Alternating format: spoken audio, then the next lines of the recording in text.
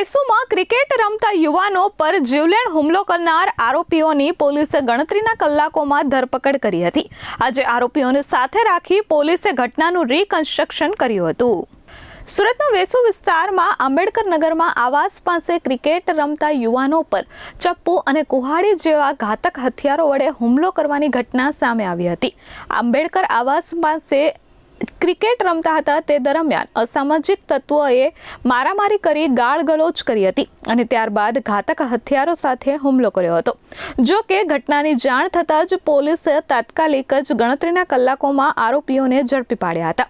સ્થાનિકોમાં આરોપીઓ સામે એટલો રોષ હતો કે વેસુ પોલીસ મથકનો તેમને ઘેરાવ કર્યો હતો અને આરોપીઓને પકડી પાડી કાયદેસરની કાર્યવાહી કરવા માંગ કરી હતી। ગણતરીના કલાકોમાં વેસુ પોલીસે આરોપીઓને ઝડપી પાડ્યા હતા।